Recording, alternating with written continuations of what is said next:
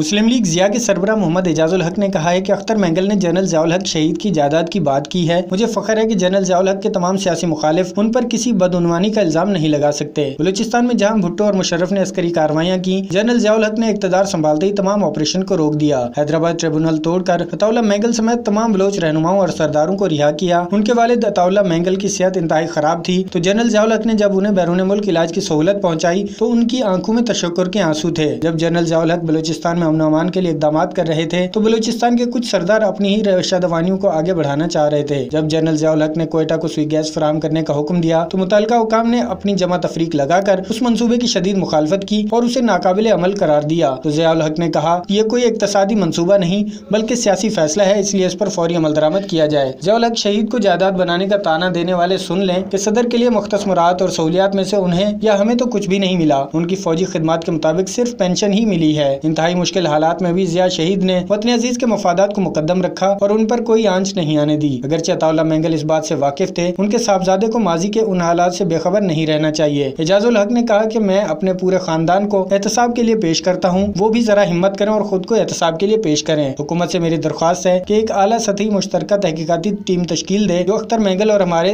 असासों की तहकीकात करे, या फिर जनरल ज़ियाउल हक शहीद की जायदाद के साथ अख्तर मेंगल अपने असासों का तबादला कर लें।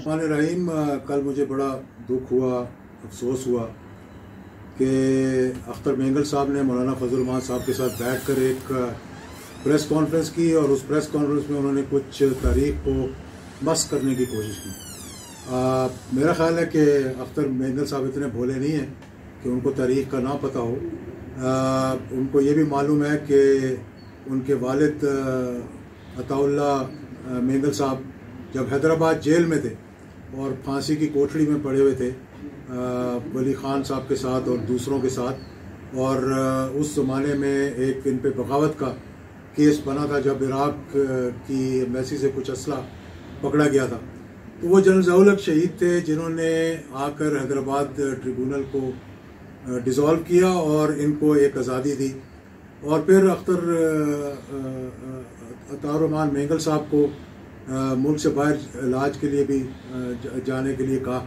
और मुझे याद है कि वो जब मुलाकात हुई उनकी तो वो उनकी आंखों में खुशी के आंसू थे कि क्या कोई ऐसी शख्सियत भी हो सकती है जिसने हमारी जान बचाई, फांसी के फंदे से हमें हटाया, और अब जबकि मैं बाहर जाना चाहता हूँ तो उन्होंने मुझे कोई रुकावट नहीं डाली। और जनरल ज़ियाउल हक का ये कहना था कि इनकी कोई इंपॉर्टेंस नहीं है इसलिए इनको जाने दें जहाँ जाना चाहते हैं। तो ये तो तारीख का हिस्सा है। अख्तर मेंगल साहब उसके बाद बलूचिस्तान के चीफ मिनिस्टर रहे, मेरे साथ भी उनका ताल्लुक रहा है।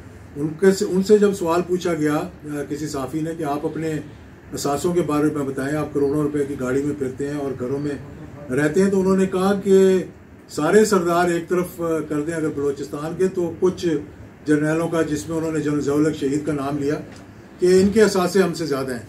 तो मैं उन्हें याद करवाना चाहता हूँ कि बदतरीन जो मुखालिफ था जनरल ज़ियाउल हक शहीद का, उसने भी आज तक ये नहीं कहा कि जनरल ज़ियाउल हक शहीद ने कोई करप्शन की, बल्कि उनका तो अपना कोई घर भी नहीं था, उनका घर भी उनकी शहादत के बाद बना।